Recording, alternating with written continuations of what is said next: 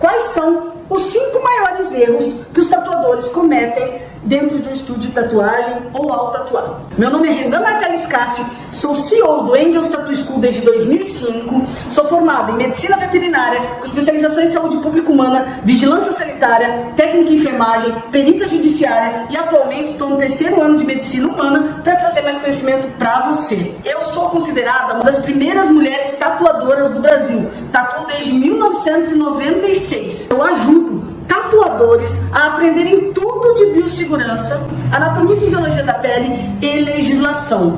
E você pode estar se perguntando, será que mesmo eu sendo iniciante, isso serve para mim?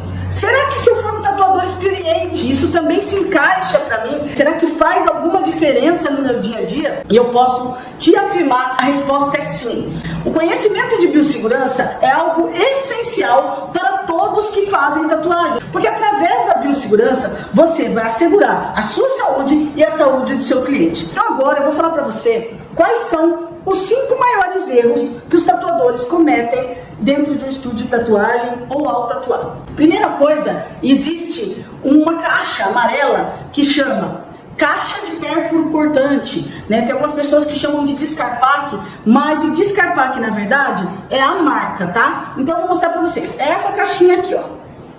Erroneamente as pessoas aprendem e algumas pessoas as ensinam que essa caixinha tem que ser descartada, ou pode ser descartada, ou pode ser deixada em hospitais ou em postos de saúde. Ok, o posto de saúde realmente recebe essa caixinha, mas não pode ser levada por nós.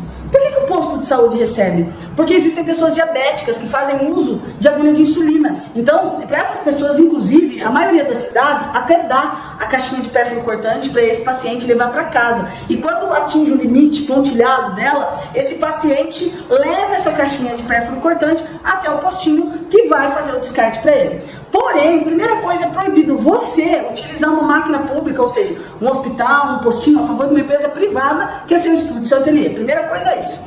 Segunda coisa, você não tem o treinamento especializado para fazer esse descarte. Você também não tem o EPI necessário e você também não tem o carro especializado e adaptado para transportar essas caixinhas. Então, por lei, é proibido você transportar a caixa de Descarpac de um lugar para o outro e é proibido também você deixar no postinho ou no hospital essa caixa. Então, a primeira coisa, a gente tem que aprender como fazer corretamente esse descarte de pérfuro cortante. Eu tenho que dizer para você que a caixinha de pérfuro cortante, ela não pode estar no balcão, ela não pode estar sobre uma mesa, e ela não pode estar no chão. A caixinha de pérfuro cortante, ela tem que ficar fixada na parede a 1,20 m do chão, ou seja, a 1,20 m de altura, num suporte próprio para a caixa de pérfuro cortante. Ela tem que ficar aberta, ela não pode ficar fechada, longe dos materiais para tatuar. Nessa caixinha você vai ver que tem umas linhas pontilhadas. Então você deve descartá-la quando ela atingir esse limite. Você não pode atingir 100% do limite dela. Por quê? Porque ao fechar a tampa, a pessoa que está vindo fazer a coleta, ou até mesmo você, pode se perfurar, pode se contaminar. Outra coisa muito importante é que você precisa ter uma coleta especializada para isso. A maioria das cidades, a prefeitura faz essa coleta. A maioria das cidades só faz essa coleta se você tiver alvará. Então, se você não tiver alvará, a prefeitura não vai lá coletar. E alvará é um outro assunto, é um assunto que a gente fala em legislação, mas que eu não vou conseguir abordar agora, porque é uma informação um pouco mais complexa e eu não vou conseguir falar tudo aqui agora. Então, essa caixinha de pérfuro cortante, ela tem que aguardar essa coleta especializada.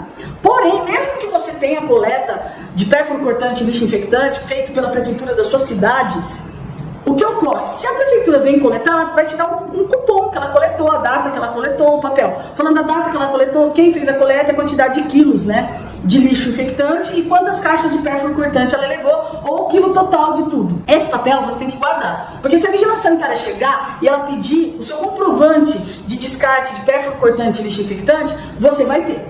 Porém, muitas vezes a prefeitura entra em greve ou está em licitação, está decidindo qual empresa de coleta vai contratar. E nesse período, muitas vezes, você fica com a coleta atrasada. Só que o responsável por fazer essa coleta é você. Então, o que vai acontecer? Se a vigilância sanitária chegar, quem vai levar a multa é você. Então, o que eu aconselho? Eu aconselho que você tenha uma empresa terceirizada para fazer essa coleta. Gente, pelo amor de Deus, vou parar de desculpa. Essa coleta aí, no máximo, sai por R$150 por mês. É o valor de uma tatuagem. Então é um valor muito pequeno perto da margem de lucro que o tatuador consegue ter se ele trabalhar de maneira correta. E não é uma escolha, né? Gastar ou não com isso. É obrigatório você fazer o descarte de maneira correta. Ou você prefere tomar uma multa de R$3.500, ou você prefere correr o risco de ser preso por estar descartando de forma errada. Então, minha opinião, contrate uma empresa especializada, terceirizada, que também faça a coleta. Então, se a prefeitura não passar por algum motivo, atrasou a coleta, você vai estar contra a coleta em dia. Esse papel que eles vão te entregar, sempre deixem guardado no quadro de avisos que vocês têm que ter na recepção. Então, é obrigatório ter um quadro na recepção. Ah, mas eu não tenho recepção, eu só tenho uma sala de procedimento. Pode ser dentro da sala de procedimento, mas esse documento tem que ser guardado.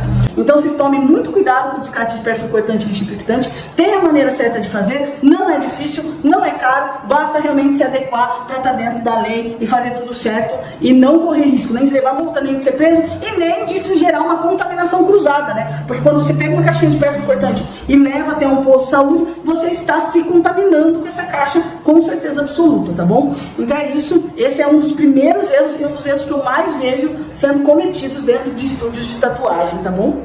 Bom, agora eu vou falar o segundo erro mais cometido dentro do estúdio de tatuagem, é a máscara. O que acontece? Ela é uso obrigatório, significa que você é obrigado a usar, independente se você acha bom ou ruim, se você acha que você vai ficar feio ou bonito, e assim por diante. Falta de máscara configura crime sanitário também, tá bom?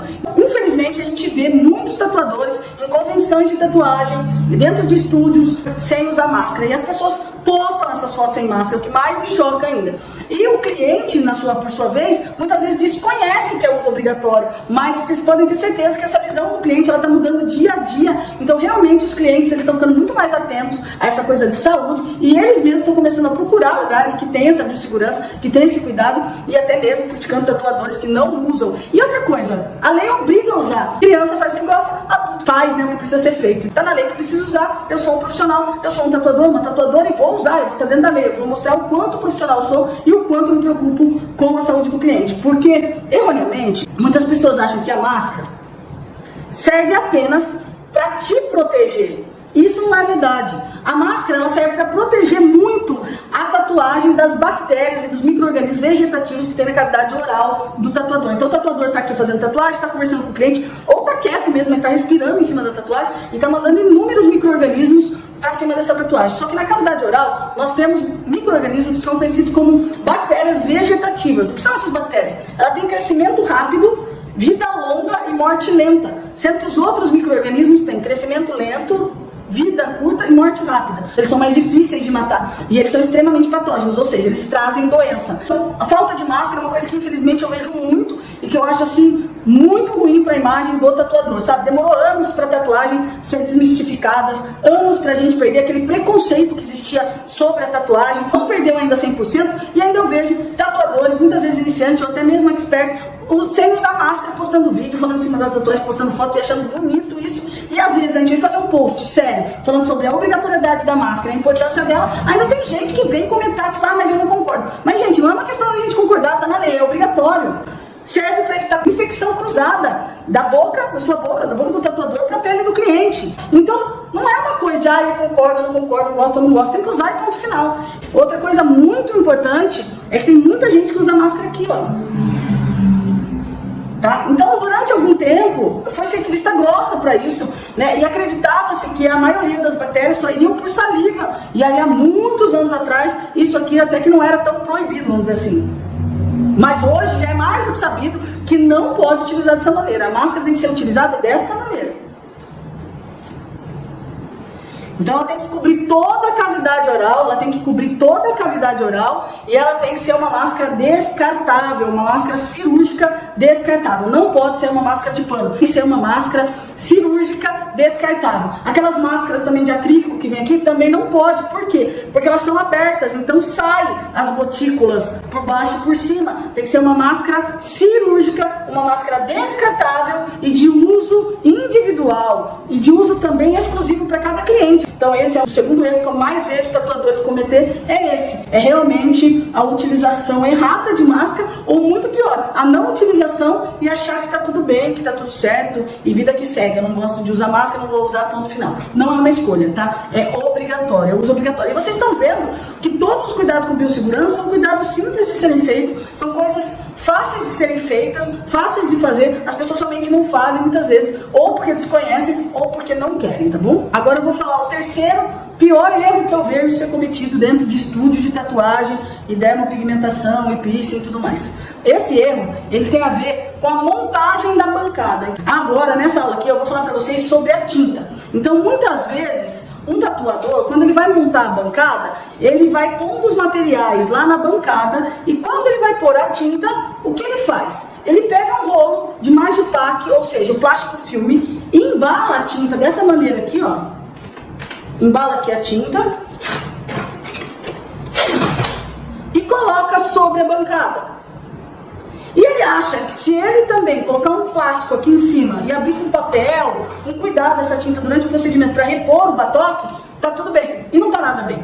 A tinta não pode ficar na bancada, a tinta não pode ficar embalada na bancada. Não pode. A lei é clara. A lei fala, a tinta tem que estar individualizada em batoques de uso único.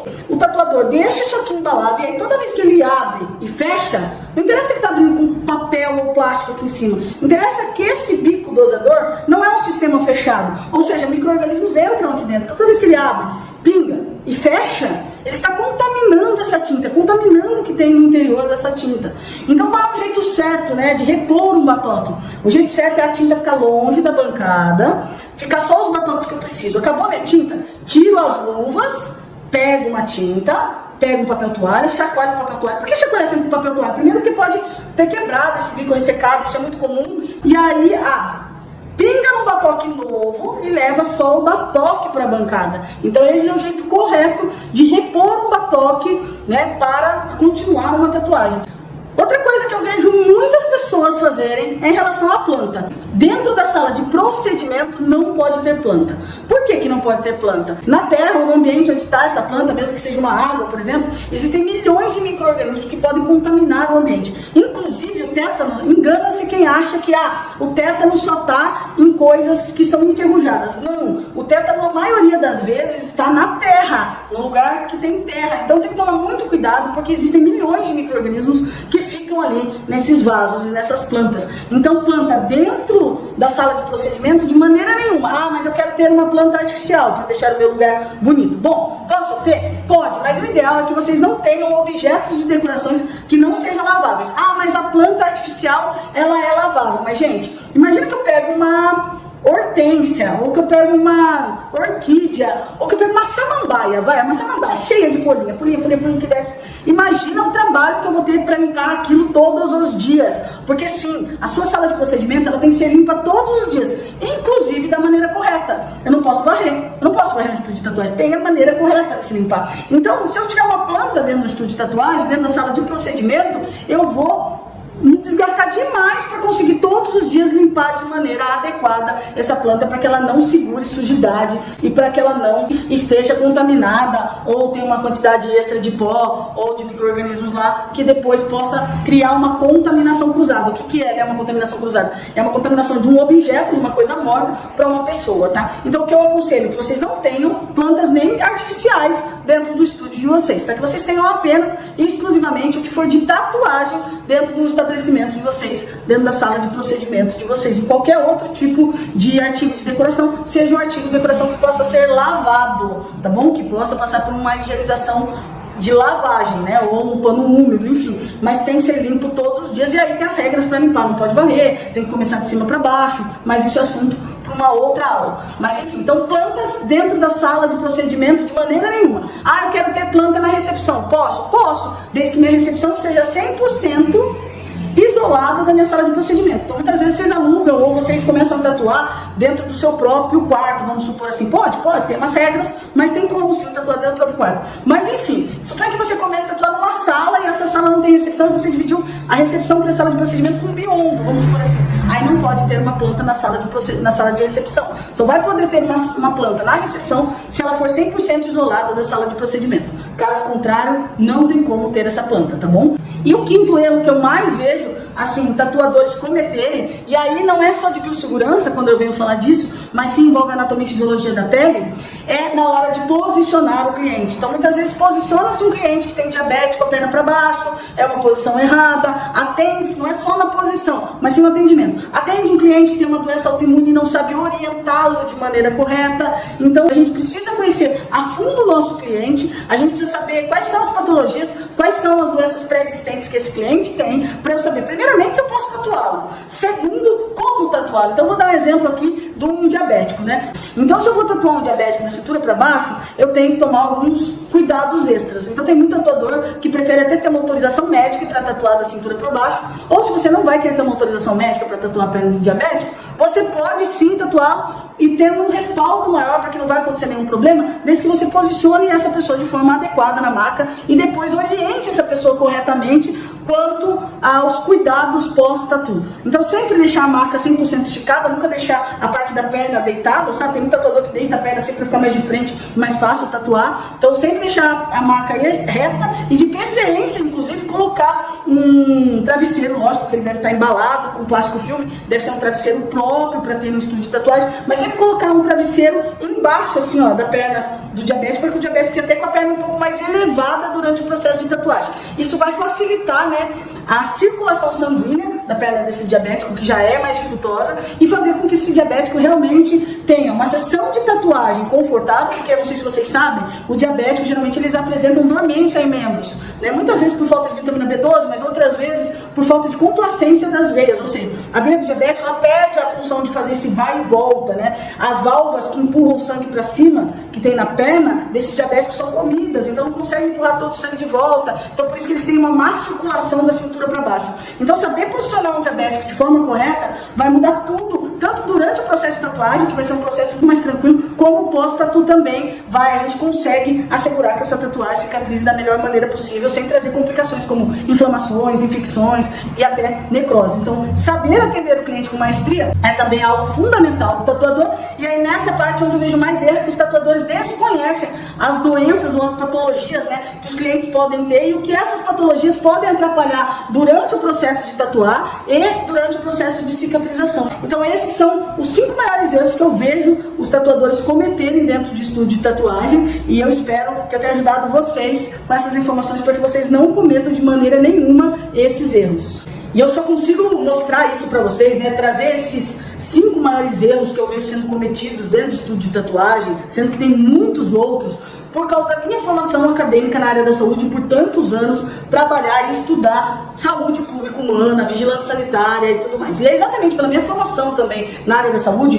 que eu posso, por lei, ministrar cursos que envolvam anatomia e fisiologia da pele, biossegurança e depois certificá-los. Eu crio um método que eu venho há 18 anos ensinando às pessoas tudo o que elas precisam saber de biossegurança, anatomia e fisiologia da pele e legislação. Esse método que eu aplico no Angels Tattoo School e que eu já tive a oportunidade de formar mais de 20 mil pessoas, mais de 20 mil alunos já passaram por essa experiência de aprender a fundo biossegurança, anatomia, legislação e muito mais. E tiveram as suas vidas completamente transformadas a partir do momento que eles resolveram absorver esse conteúdo, se jogar na didática e colocar tudo em prática que a gente ensina.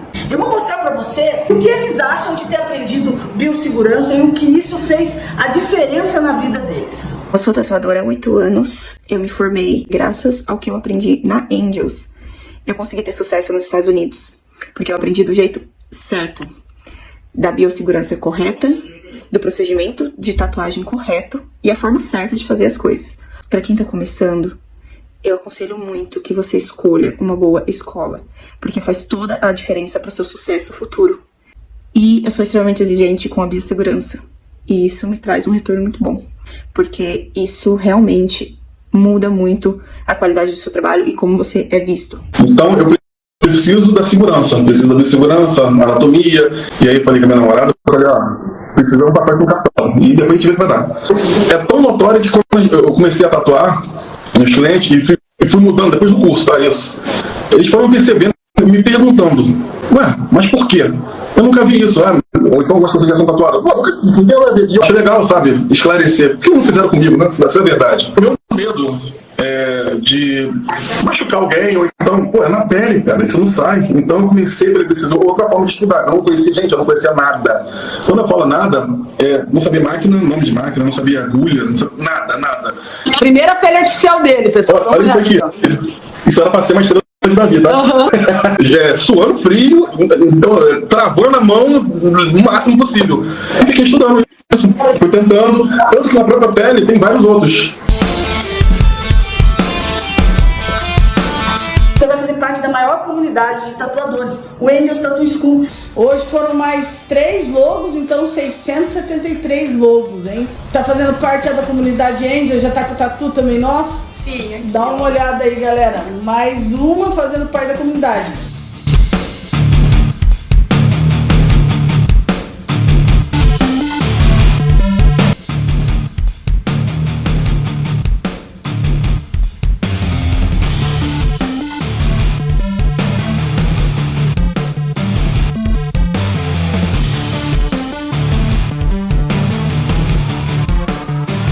E aí vai poder tirar dúvida com os professores, com outros alunos, vai poder participar dos nossos workshops e cursos gratuitos que a gente oferece para os nossos alunos e ex-alunos e muito mais. Vai ter acesso também à apostila, documentos e uma certificação ao final do curso. Então eu espero te ver em breve, tá bom? Um abraço e sucesso!